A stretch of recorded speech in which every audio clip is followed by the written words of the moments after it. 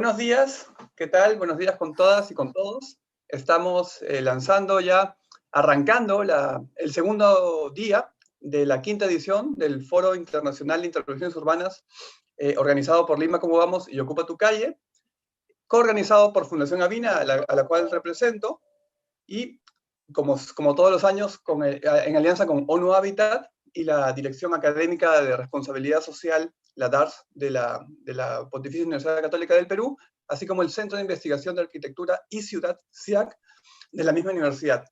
Este año se suman Urban Lima 95 y tenemos el apoyo de la Unión Europea, EUNIC Perú y de la Municipalidad Metropolitana de Lima. Año a año vamos ganando amigos, ganando aliados, instituciones, personas que se suman a este movimiento que estamos queriendo formar, a esta comunidad de práctica que desde el primer momento visionamos como una herramienta útil para diseminar, compartir conocimientos valiosos y, ¿por qué no?, replicar buenas prácticas de cómo mejorar nuestras ciudades, partiendo desde el espacio público, desde las intervenciones urbanas en el espacio público, pero yendo mucho más allá de eso, porque cuando hablamos de espacio público hablamos de un proceso social y hablamos de un proceso de construcción de comunidad, de lazos sociales que finalmente son los que le van a dar la sostenibilidad al cambio que queremos todos y todas para nuestras ciudades. El día de hoy, la agenda, si la habrán visto, está bastante interesante, bastante nutrida. Empezamos con un bloque polémico, en realidad actual, que se titula, como pueden ver en los programas, Apocalipsis Ahora, ¿no? COVID-19, desastres y crisis ambiental.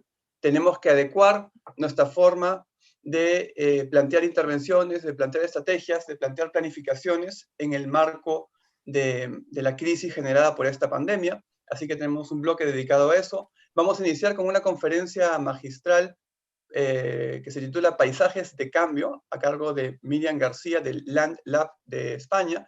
Ahora en unos minutos la voy a presentar, moderada por nuestro amigo Guillermo Chejía de Perú. Vamos a seguir el día de hoy con un interesante panel, dos interesantes paneles, uno sobre incidencia y protección de ecosistemas, otro sobre cómo las agencias internacionales están reaccionando a esta pandemia.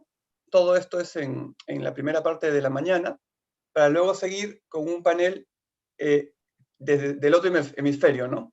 Presentando ponencias de Estados Unidos, Inglaterra, México, moderado por Mariana Alegre de Perú. Para los que recién se están conectando, estamos presentando el segundo día de la quinta edición del Foro Internacional de Intervenciones Urbanas en el Espacio Público. Estamos recorriendo muy brevemente el programa. Tenemos talleres de dibujo, de Urban Sketcher. Tenemos en la tarde paneles dedicados a Ocupa tu Barrio, que es una iniciativa como una evolución del Ocupa tu Calle, pero más enfocada en los barrios, ¿no? Que ahora son tan importantes espacios de recuperación de tejido social en el marco de la post-pandemia. Luego tenemos un taller sobre comida en la calle, mercados, comedores y restaurantes, que es otro rubro que está amenazado por esta nueva realidad impuesta por este virus, pero que es importante abordar. Y finalmente, cerramos con un panel que aborda la calle como espacio de trabajo. Son distintos usos de la calle y que es importante reflexionar sobre ellos, sobre todo ahora que estamos enfrentando una situación excepcional. Entonces, como decía al principio, estamos súper orgullosos, contentos, desde Fundación Avina como coorganizadores de este evento, junto con Lima Como Vamos, Ocupa tu Calle, Urban 95, la DARS y el CIAC de la Pontificia Universidad Católica del Perú, la Unión Europea y la Municipalidad de Lima, de recibir a todas y todos en este foro. Vamos a darle paso a Miriam García, una ponente que ya está lista para compartirnos su conocimiento en esta exposición sobre paisajes para el cambio. Ella es doctora en arquitectura, paisajista, técnico urbanista y directora del Land Lab Laboratorio de Paisajes, oficina dedicada al diseño urbano y la planificación de paisajes resilientes, con base en Barcelona, España. Ella combina la práctica profesional con la investigación y la docencia a ambos lados del Atlántico, con proyectos reconocidos a nivel nacional e internacional, como por ejemplo el premio de la 12ª Bienal de Arquitectura y Urbanismo Española, o el primer premio en la 12ª edición de la convocatoria ibérica Arquia Tesis 2019. Asimismo, es miembro de la Asamblea para el Clima Natural y las Ciudades Inteligentes de la Comisión Europea y del Comité Científico de Europe. En este contexto, en la actualidad, su trabajo pone foco con el conocimiento, la divulgación y el desarrollo de instrumentos capaces de afrontar los retos del calentamiento global y la pérdida de biodiversidad. Miriam nos va a presentar por un lapso de media hora y luego va a ser comentado, moderado por Guillermo Chejía, que es especialista forestal y arborista con experiencia en la gestión, manejo, diseño, implementación de áreas verdes y arbolado urbano desde los ámbitos público y privado. Además es conferencista y docente en el área de paisajismo. Bueno, sin más, doy el pase a Miriam para que nos ilustre con su ponencia. Muchas gracias.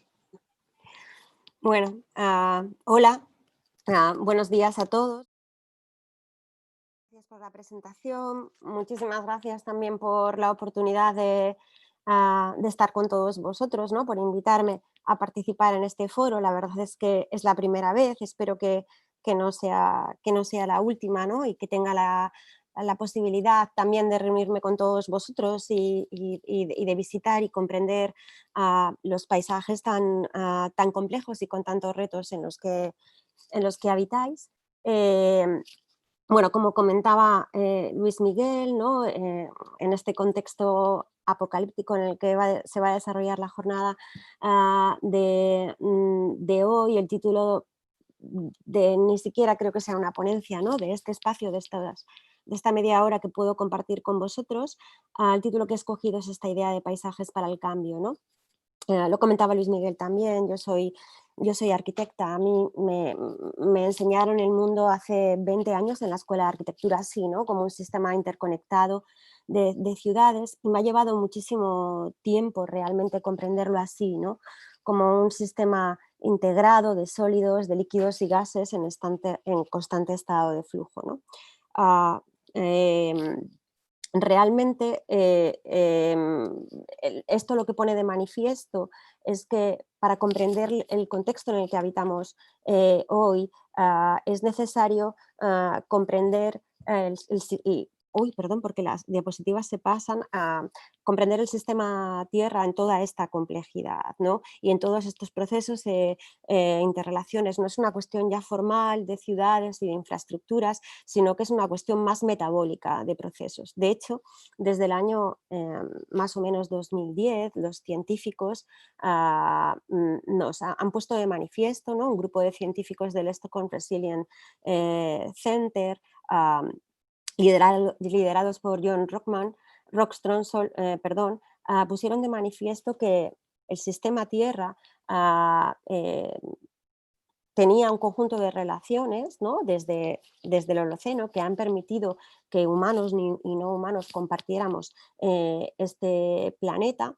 Esas relaciones de alguna manera las dibujaron, las expresaron a partir de estos 9 límites planetarios que veis en la imagen, y lo que nos indicaban es que al menos 3 de esos límites los habíamos sobrepasado ya, ¿no? Es decir, estábamos alterando con la actividad humana desde la revolución industrial ese conjunto de procesos que permiten o que han posibilitado la vida tal y como la conocemos desde el Holoceno, ¿no? Así que la pérdida de biodiversidad, el ciclo del fósforo y la alteración del ciclo del fósforo y el nitrógeno, que tiene que ver con lo que comemos y con lo que bebemos, ¿no?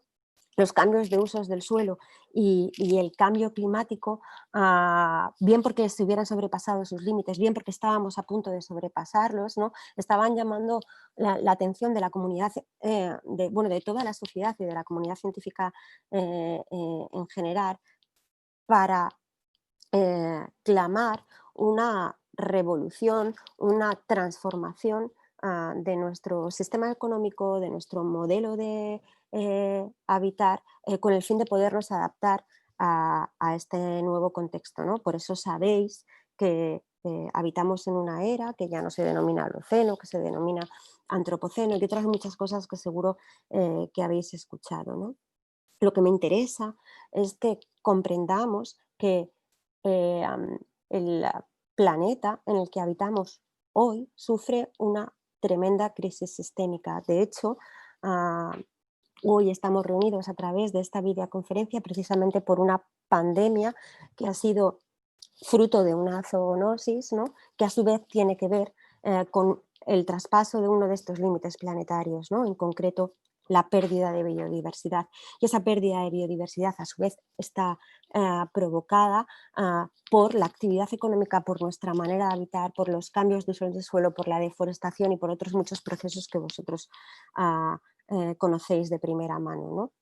Hasta tal punto que ya desde hace más de 3 años el World Economic Forum lleva advirtiendo que los mayores riesgos, antes de que llegara esta pandemia, ¿no? De que los mayores riesgos que tenemos que enfrentar en el presente y en las próximas décadas están vinculados precisamente a estos retos, ¿no? Y en concreto a la...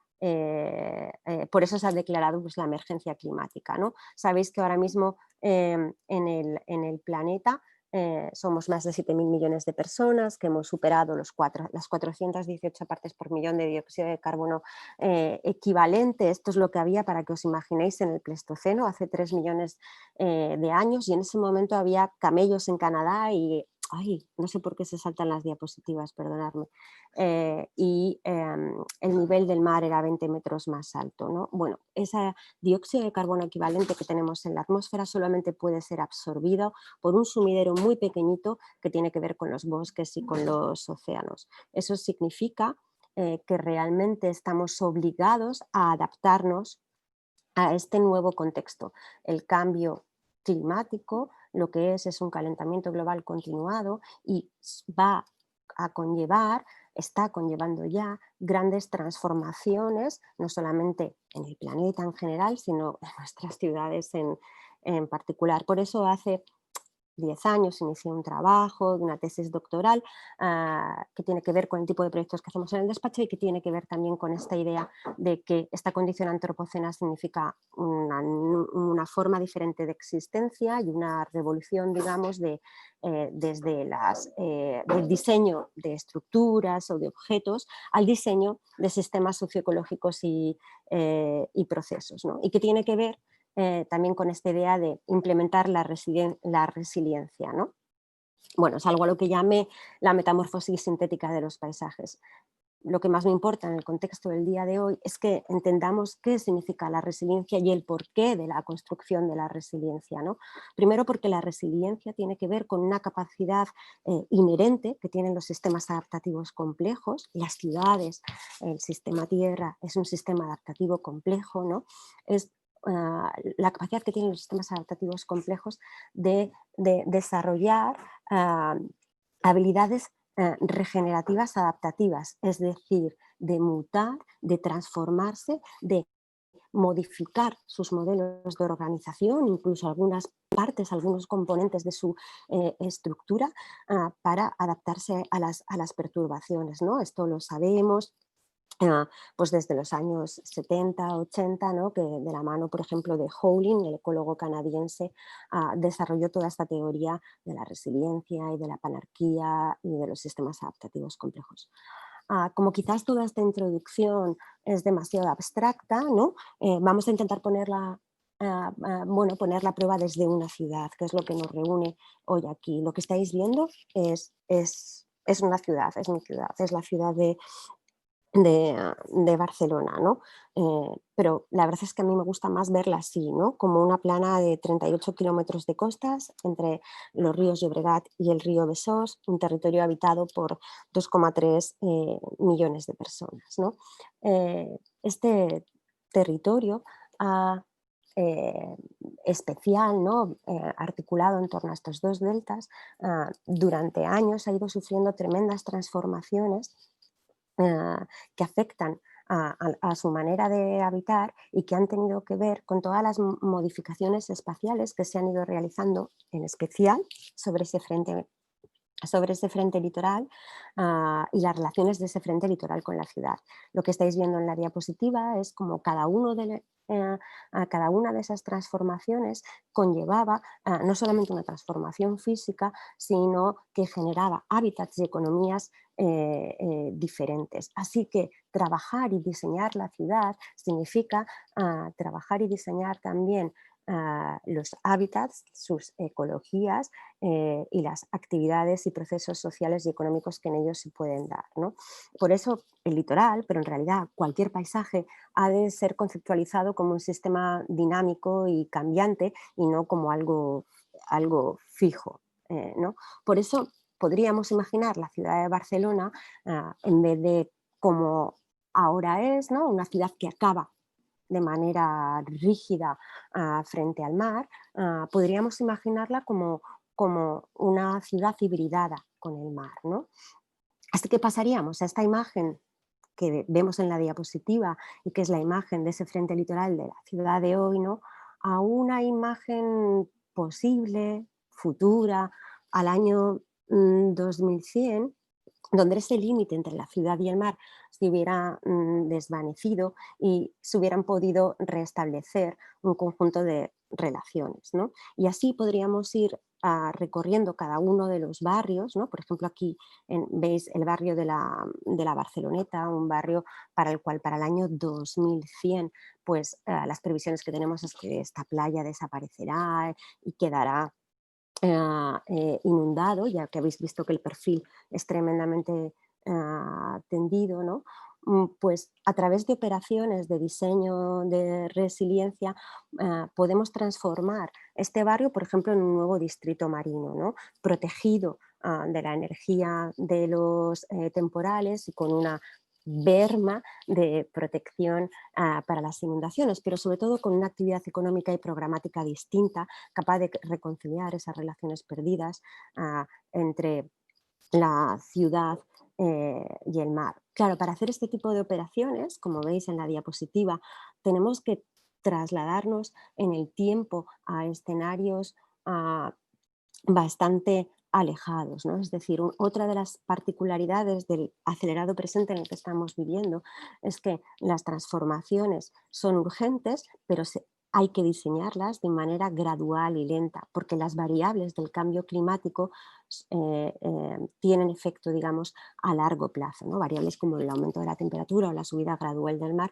sino no las percibimos, ¿no? Aquí estaríamos viendo, por ejemplo, otro tramo de ese litoral, el paseo marítimo, que sí que es verdad que es un tramo que está, como veis, elevado y que está protegido, pero que sin embargo estará sometido a fuertes temperaturas, lo que es la configuración del espacio público y además las playas, fruto de la erosión, pues las perderíamos. Así que podríamos imaginarnos de nuevo que los espigones se convierten en piscinas marinas, que perdemos, digamos, una playa sedimentaria para ir a encontrar algo parecido a una playa rocosa o acantilada, pero ya elevada y protegida, y que esa playa se convierte realmente en un espacio público, pero también en una dotación deportiva para el conjunto de los habitantes a la ciudad.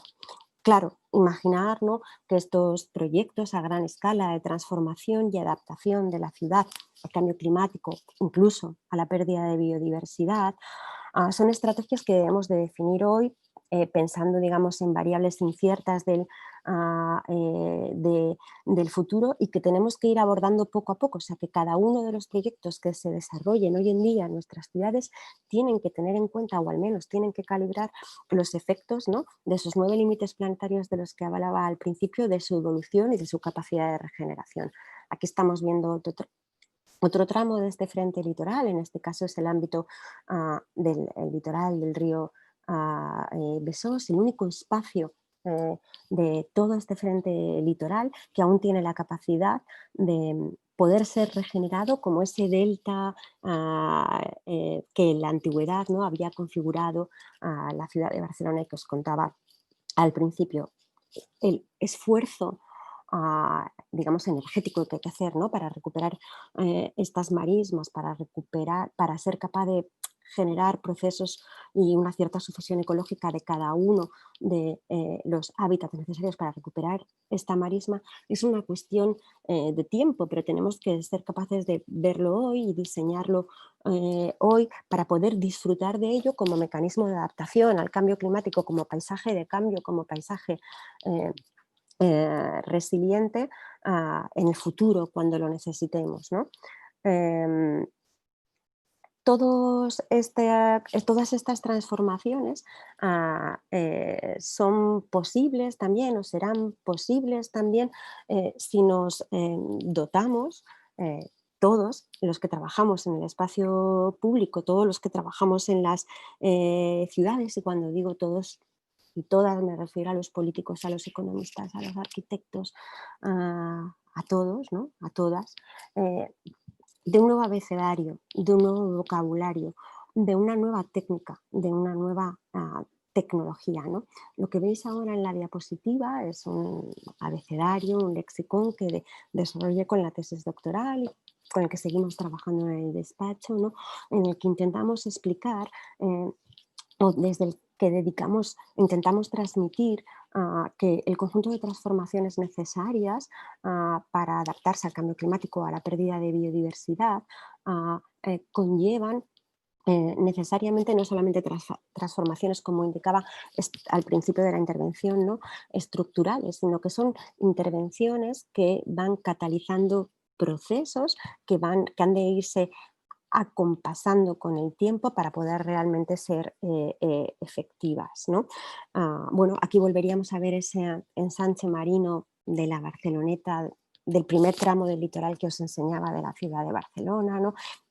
Y ahí podéis ver la tecnología que hay detrás, ¿no?, esos arrecifes, esos diques sumergidos, o aquí podéis ver ese segundo tramo del paseo marítimo, ¿no?, donde pues veis esas piscinas de mar, el trabajo, digamos, con la batimetría, la alteración de la morfología de la playa, o en este ámbito, en el ámbito del delta del Besós, podéis ver bueno, la creación de sistemas dunares con tubos de geotextil, el semillado de marismas, la apertura de canales de derivación, es decir, todo un conjunto de tecnología del que nos debemos de dotar para conseguir finalmente la transformación resiliente en el futuro de los paisajes que ya están amenazados en el presente, ¿no? Eh, Esto es lo que más me interesaría transmitiros hoy. Yo creo que el momento en el que estamos exige efectivamente de una revolución desde el campo del diseño. Tenemos que abandonar esta idea ya de las estructuras y de los proyectos, perdonadme, para abrazar esta idea del diseño de sistemas y de paisajes socioecológicos, y todo este tipo de diseños, de operaciones, han de hacerse teniendo en cuenta a esta capacidad regenerativa, adaptativa que tienen los sistemas, ¿no? Y se ha de diseñar precisamente desde esa resiliencia que comentaba al principio, porque esos límites planetarios en los que somos capaces de de habitar, se comportan como los mosqueteros, ¿no? Todos para uno y uno para todos. Es decir, si la pérdida de biodiversidad nos lleva a esta situación tan extrema de crisis sanitaria en la que estamos viviendo, ¿no? Pero el cambio climático nos lleva a una situación que también estamos viviendo, de un calentamiento global que hace que las condiciones en la Tierra, de habitación en la Tierra para muchas personas sean prácticamente imposibles, ¿no? Así que el diseño ha de colaborar a al reequilibrio, si se quiere, ¿no? A la capacidad de reorganización de todo este conjunto de procesos que configuran la ciudad y que configuran el planeta, para conseguir realmente su resiliencia, ¿no? Y nada más, esto es todo lo que os quería contar hoy.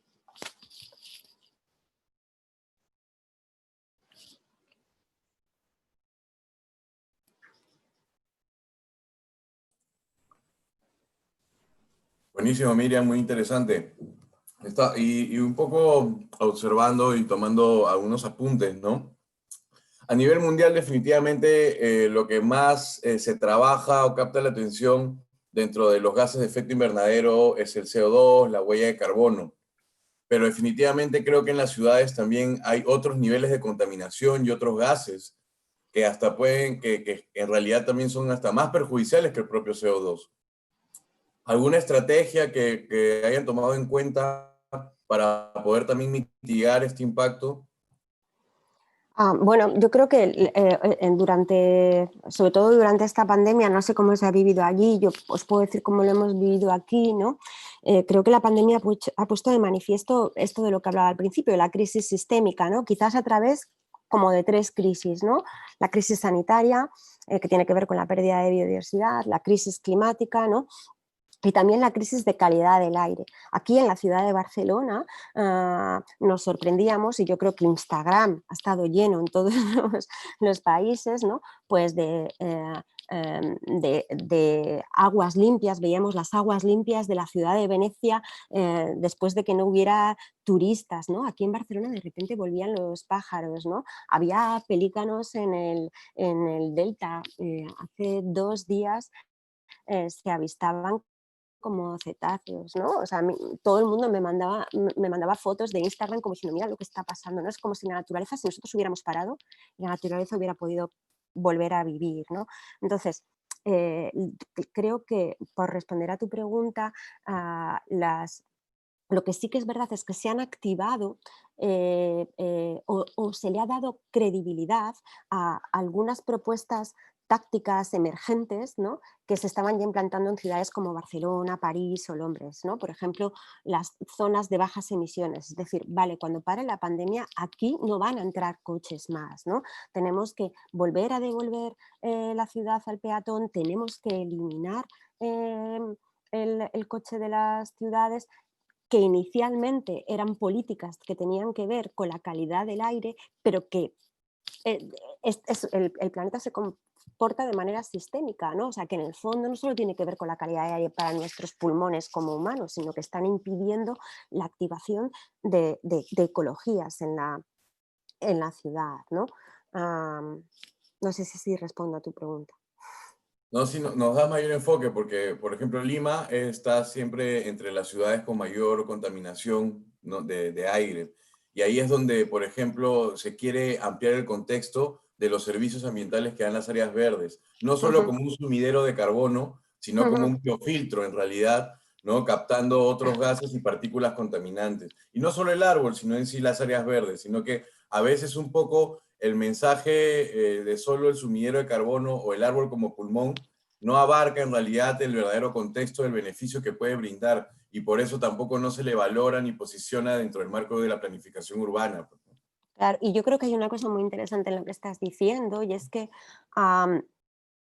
se necesita todo, se necesita disminuir el CO2, pero se necesita ampliar la variabilidad ecológica, es decir, que un bosque es el estado, digamos, ¿no?, de sucesión ecológica máxima de un ecosistema, pero que un bosque sano es un bosque diverso, es un bosque que tiene matorral, es un bosque que tiene muchos más hábitats, y que el árbol no es el único elemento, digamos, ahora del verde al que tenemos que adorar, es el conjunto de los ecosistemas del planeta los que tenemos que salvaguardar, sean verdes, azules, amarillos o los que sean, porque es la variabilidad ecológica y la pérdida de biodiversidad uno de esos 9 límites planetarios que ahora están en crisis, y es tan importante como el cambio climático, ¿no? Buenísimo. Y eso es justo lo que tratamos de transmitir, porque por ejemplo en Lima se considera hasta ahora como un desierto, cuando en realidad es un mosaico de ecosistemas, ¿no? Y ellos se encuentran interrelacionados, por eso la importancia de conocerlos, porque el impacto en uno genera pues también, ¿no? Un impacto sobre los otros ecosistemas adyacentes. Esa idea más holística, ampliando el contexto, es lo que un poco se trata de transmitir a los profesionales para las intervenciones, pues, ¿no? Tengo una pregunta también del público, de Ingrid Salazar. Nos pregunta, a ver, ¿qué medidas se podría proponer para hacer una transición de un estilo de vida anterior que degradaba el planeta a uno que sea más consciente?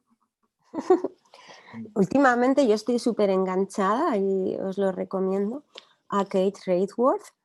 Que Raworth es una economista que ha escrito tiene como un libro que se llama La economía de la rosquilla, la economía del donus. Ella está asesorando ahora a la alcaldía de Ámsterdam, ¿no?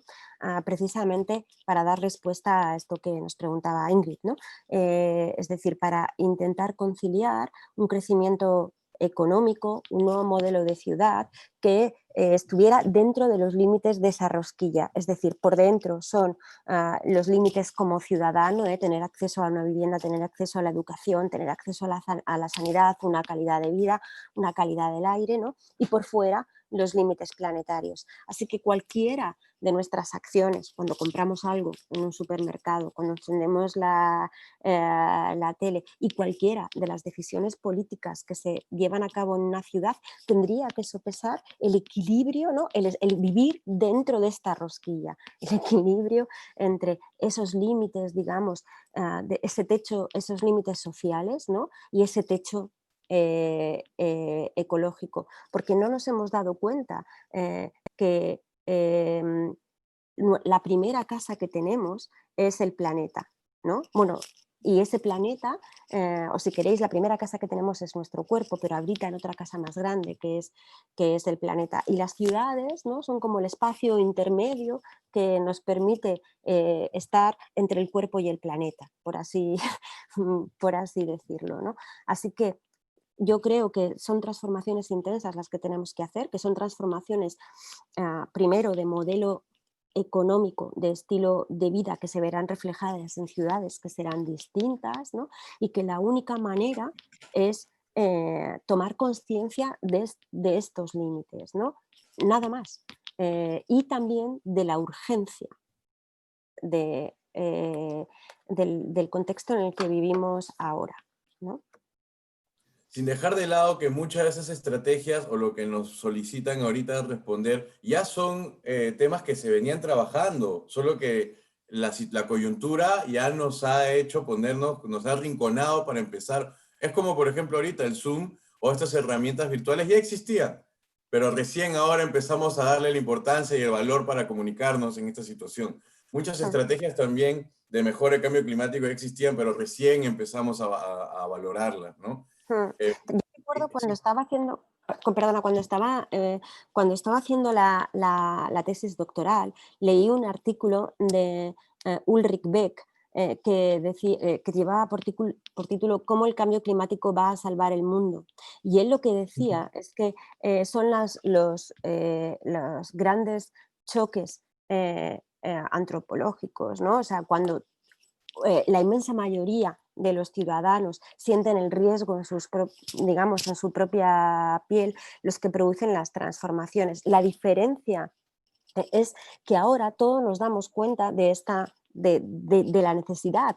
Es verdad que existían todo este tipo de iniciativas, ¿no? Todos veníamos trabajando antes, pero probablemente estaban de alguna manera ocultadas, soslayadas, porque hay un poder, una actividad, una manera de vivir que no le viene bien esta transformación. Ahora que eso ha fallado, digamos que son esas nuevas o son esos procesos en transformación los que han aflorado. Lo importante es que cuando todo esto pase, sigan estando arriba y no vuelvan a estar abajo, ¿no? Sí, es como el mismo tema ambiental que se ha ido transformando hasta hoy en día a ser un tema político, ¿no? Que ya está en agenda. Entonces, es esa idea, y ante eso no nos pueden quitar a nosotros los profesionales, pues, ahí la representación para poder dar, ¿no?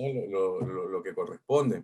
Ahí también yo quería comentar, yo creo que hay un cambio profundo en la economía, porque se habla mucho de desarrollo sostenible, pero nunca vamos a llegar a la sostenibilidad si nuestros indicadores macroeconómicos no consideran el uso de los recursos naturales. El PBI, que hablan todos los países para poder medir su crecimiento, es un indicador macroeconómico que no toma en cuenta el uso de los recursos naturales y otros también, por ejemplo, el dinero del narcotráfico y otros, ¿no? Otras variantes que hace que no refleje, ¿no? El verdadero impacto que generamos. O sea, yo creo que hasta que no nos demos cuenta, ¿no? De que el bienestar ha de ser compartido entre humanos y no humanos, ¿no? Al fin y al cabo, ¿no? Como decía la bióloga Lynn Margulis, todos venimos de bacterias, ¿no? O sea, no somos más que una evolución de las bacterias, ¿no? Si no nos damos cuenta que entre nosotros y la naturaleza o el exterior no hay ninguna diferencia, y por lo tanto la manera de medir, ¿no? La riqueza tiene que ser la manera de medir todos los indicadores de todos los que somos necesarios para convivir, es decir, que los beneficios ecosistémicos tienen que tener valor económico para ser incorporados a los proyectos y efectivamente saber ponderar su idoneidad, ¿no? Hasta que no metamos en los beneficios ecosistémicos en la valoración económica, no habremos alcanzado el grado de madurez suficiente como para realizar las transformaciones sociales, económicas y ambientales que se necesitan, ¿no? El problema es que ya no tenemos tiempo. Pero están ahí, están ahí. Eso va decantando de esas políticas nacionales hasta más pequeñas. Por eso no hay un análisis costo-beneficio adecuado para las intervenciones. Por eso un espacio público como un parque termina siendo visto como tal vez un gasto municipal y no más bien como todo un potencial en base al servicio recreativo y los beneficios ambientales que no están valorizados adecuadamente para hacer ese análisis. Pues, ¿no? Eso es bastante. Totalmente de acuerdo. Quería comentarte también, nos estabas mostrando pues en la presentación cómo se estaba proyectando hasta casi el 2099, ¿no? Pero yo creo que también deberíamos tener una visión de corto plazo porque las dinámicas son en realidad y se reflejan en la propia vegetación. Por ejemplo, en Lima hay plantas que ya no florecen, hay otras que florecen, o un cambio muy importante que podemos sentir en Lima, que antes no llovía y ahora llueve. Y ahora tenemos que empezar a construir con pendiente las casas. En Lima no se construía con pendiente. Hace 15 años, ahora en 10 años son cambios así bien radicales en todos esos conceptos a nivel de ciudad. Yo digo eso, ¿no? Porque, claro, es verdad lo que dices, ¿no? O sea, que hay que realizar diseños tácticos dentro de propuestas estratégicas, ¿no? Pero hay determinadas cosas, hay determinadas variables, por ejemplo, relacionadas con el cambio climático, es lo que se denominan las variables lentas, que no son importantes si no vemos sus efectos a largo plazo. Por ejemplo, la subida gradual del nivel del mar, como su propio nombre indica, claro, pues 3 milímetros, 3 milímetros, 3 milímetros, 3 milímetros, eso no es importante. Y si diseñamos un paseo marítimo hoy, ¿sabes? Pues sin tener en cuenta, pensando en cómo se va a comportar hoy, pues probablemente dentro de 30 o de 40 años no esté funcionando, ¿no? La erosión, la regresión, es decir, hay muchas variables lentas, el aumento de la temperatura, ¿no? O estas variables atmosféricas que tú estás diciendo, tú las percibes porque probablemente tienes una sensibilidad para eso tremenda, ¿no? Pero quizás cuantitativamente no son suficientes como para que cambien los códigos técnicos de la ciudad de Lima o como para que cambie una zonificación de los usos o cualquier otra cosa, ¿no? Entonces, muchas veces o nosotros lo hacemos, ¿no? Lo hacemos en el despacho, es decir, bueno, imaginemos qué va a pasar en Lima para el 2050, cómo podría ser en el 2100, cuáles van a ser los condicionantes climáticos, cuántos vamos a ser, de tal manera que aunque haya un cierto grado de incertidumbre, cada uno de los euros o cada acción que hagamos hoy intente estar en armonía con ese contexto, ¿no? Y por eso es muy raro, es decir, nosotros lo hacemos en todos los proyectos del despacho porque si no hay cosas que no se ven, que no somos capaces de valorar, ¿no? El tema está en que hay situaciones que están pasando. Te comento, por Sí. ejemplo, este año en Lima, no, en Lima generalmente en invierno la neblina genera un paisaje de lomas que no se ha formado este año. Eso es un indicador, justo una dinámica, ¿no? Que va ligada al aumento de la temperatura del mar y que ya tiene que ponerse, ¿no? Para la planificación de la ciudad a futuro y que todavía no se habla nada. La flor de Lima, por ejemplo, sale solo en invierno, ¿no? Y no ha salido este año. No pasa eso en el año 97 que tuvimos evento del Niño. Y el evento del Niño es un evento mundial, pero este año no hay registro mundial, pero tenemos esos efectos del Niño. Entonces, ya es tangible, ya es vivible y creo que ya... Y lo van a tratar más adelante también otros compañeros para que puedan conocer más sobre el tema. Pero creo que, como mencionas, es algo que ya nos tiene un poco contra la esquina para que se tomen las decisiones, porque creo que profesionales, herramientas hay, ¿no? O sea, además es que lo que sí que está claro es que ese tipo de procesos que están vinculados al calentamiento global, ¿no? O sea, le llamamos cambio climático, que es un nombre feo, o poco, no sé cómo, que no lo explica bien. O sea, es un calentamiento global continuado. Esto no va a parar. O sea, por lo tanto, esos procesos de los que de los que están hablando no son eventos, son situaciones probablemente que se aceleren sus ritmos y sus intensidades y que tú estás viendo esos indicadores, pero que probablemente están afectando al sistema de alcantarillado de la ciudad, probablemente están afectando al confort climático de las casas, probablemente tendrían que tener transformaciones en la gestión de la vegetación del espacio público. Un montón de cuestiones más, ¿no? Que hacen replantearnos esa situación fija, ¿no? De las ciudades, de las infraestructuras, en vez de comprenderlas como sistemas cambiantes, que siempre tenemos que estar incorporando innovación, que siempre tenemos que estar incorporando gestión para ser capaz de adaptarnos a las transformaciones, ¿no? Que cada vez son más aceleradas, además. Y, sí, y ahí es importante también conocer lo que mencionabas, la resiliencia, pues, ¿no? Y yo lo veo de dos puntos ese tema de la resiliencia, la propia capacidad de recuperación, pero también esa plasticidad o maleabilidad que puede tener el entorno para nosotros intervenirlo sin que sea afectado, pues, ¿no? ¿Hasta qué punto podríamos equilibrarlo? A mí me sorprende en realidad esa capacidad de recuperación que pueden tener los ecosistemas ante tantas perturbaciones y cambios, ¿no? Es lindo ver cómo puede resurgir, pero justo es algo creo que en la academia no se vive o no se siente. Se menciona mucho la resiliencia en muchos aspectos, pero no la hemos vivido para ver esa capacidad, entenderla, analizarla y hacer unas intervenciones donde tal vez no sean tantos los presupuestos tan inflados porque ya la capacidad técnica o ingeniería está en la propia naturaleza para incentivarla de cierta manera, pues, ¿no? Sí, yo creo que se trata o sea, esa capacidad regenerativa que efectivamente tienen los sistemas, ¿no? Todos los sistemas socioecológicos.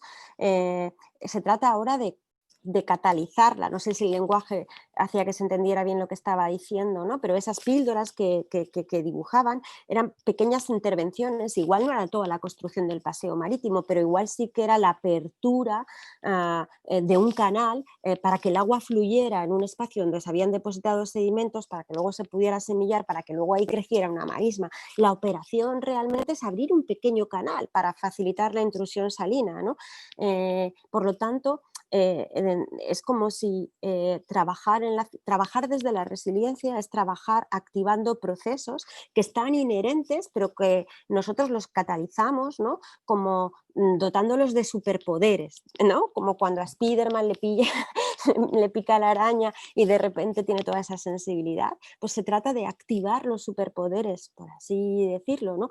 Que las capacidades que tienen determinados hábitats para intentar regenerar y reequilibrar esas condiciones más generales, globales y locales que nos han llevado a esta situación o a este contexto de crisis. Porque es verdad que es increíble la capacidad de regeneración que tienen a nivel local. Vosotros vivís también en un territorio tremendamente fértil, ¿no?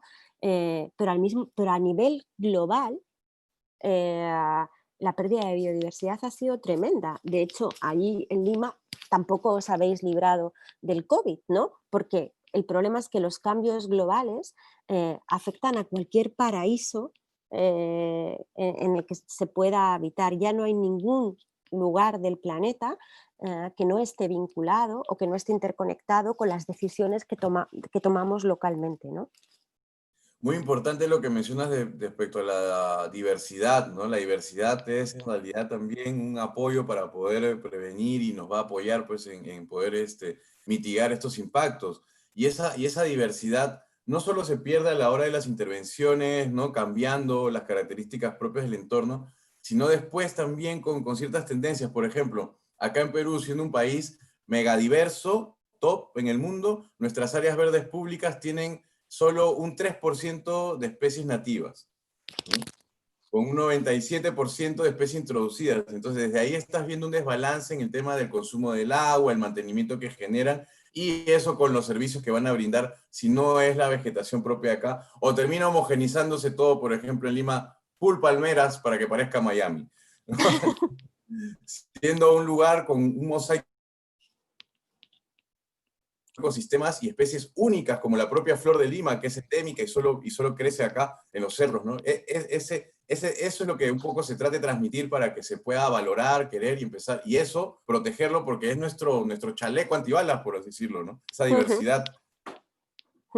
Sí, sí, no estoy. O sea, cuando se habla de diversidad, ¿no? Tiene que ver con también con variabilidad ecológica, ¿no? Y para eso hay que respetar de alguna manera aquella que tiene que ver con condiciones, con los distintos biomas del planeta, es decir, las especies que se dan en Lima, pues desgraciada, afortunadamente, no es las que se dan en Barcelona, ¿no? Y viceversa. Y todas ellas son necesarias bueno, para el conjunto de procesos, ¿no? que generan las condiciones que nos permiten vivir, ¿no? Y ante eso creo también un eje que quisiera tocar ahora, que es la parte de la ciudadanía, ¿no? La parte de la población. ¿Cómo toma estos proyectos? ¿Qué nivel de participación se tiene? ¿Qué expectativas se ha generado, ¿no? Respecto a todas las poblaciones involucradas directa o indirectamente con este tipo de proyectos? O sea, yo creo que lo que es importante es comprender que todos somos reguladores del medio y que habitar la ciudad significa participar de su gestión. No solamente opinar sobre lo que quieres, sino estar dispuesto a participar de su gestión. Por ejemplo, yo qué sé, imaginaros que en los colegios de Lima se decidiera separar la materia pues, orgánica de las comidas o en los hoteles de Lima, ¿no? El resto orgánico, digamos, de las comidas que no se utilizan, ¿no? Para el compost de las zonas verdes, pues de todos esos parques que rodean las instalaciones hoteleras, ¿no? Es decir, no es pedir que me pongan un parque, no, es opinar que haya un parque, que también es participar de la gestión, porque cuando participas de la gestión aprendes, sabes relacionarte con ese medio. Es un gusto hablar contigo, ¿no? Porque tú vives en la naturaleza, o sea, convives con las especies, con los otros y las otras con los que trabajas, y así sabes tratarlos, ¿no? Entonces, si como habitante, político, empresario, director de un hotel, no participas de la gestión, no tienes una capacidad para una conciencia de las necesidades y por lo tanto filtras las de los demás desde tu única perspectiva. Hemos perdido conocimiento del entorno, no sabemos escucharle, no sabemos comprenderle, no sabemos tratarle y solo seremos capaces de habitar si somos capaces de interrelacionarnos con él. Entonces, más que la participación, o tan importante como la participación, a mí me parece que es la cogestión. Muy importante, entonces, para no solo ser fiscalizador, la ciudadanía organizada no solo fiscalizando, sino un aliado estratégico importante para que los cambios hoy en día sean más rápidos que antes, ¿no? Y para cerrar, porque ya estamos con el tiempo, una pregunta y no dejar a las personas en el aire. ¿Cómo ve el papel de la escuela en el logro de este cambio? Ahora que se encuentra la escuela en casa, televisada, ¿deberán ser los medios nuestros aliados? Yo echo de menos a ver, creo que si la escuela es reunirnos con el propósito de investigar y aprender, cualquier escuela es buena y cualquier escuela es necesaria siempre, ¿no? Creo que la tecnología nos permite pues probablemente transmitir esto y que se grabe, ¿no? Llegar a la casa de gente que igual solo disponía hoy de esta media hora para compartirla con nosotros. O sea que, por supuesto, que la tecnología es buena, ¿no? Creo que hay algo que se pierde. Yo echo mucho de menos a mis estudiantes y hay algo que se pierde y echo mucho de menos a mis compañeros, echo mucho de menos todas las relaciones sociales. No quiero volver a esa normalidad, no me parece que hubiera nada normal en cómo estábamos viviendo, ¿no? Pero sí quiero volver a reunirme con la gente y abrazar a la gente. Hay algo que se pierde, que es que se aprende juntos. Y se aprende juntas, porque se aprende compartiendo, se aprende colaborando, se aprende de las habilidades del otro o de las críticas del otro, ¿no? Y al menos yo, al menos a mí en la escuela, esta tecnología hace difícil, igual es que tiene que mejorar, ¿no? Ya no al profesor, digamos, acercarse al alumno, sino al alumno estar con otros alumnos. Y es tan importante lo uno como lo otro, porque la escuela creo que es un espacio de aprendizaje compartido, en el que la jerarquía tiene que ver con una metodología, pero probablemente no es el 100% del aprendizaje que se tiene, ¿no? Perfecto. Muchas gracias, Miriam. Entonces ya cerramos con este bloque. Gracias por contarnos tus experiencias y poder tener este diálogo también muy ameno. Y bueno, vamos a continuar entonces con el programa Foro Internacional de Intervenciones Urbanas, ¿no? Un placer. Muchas gracias a todos por este bloque.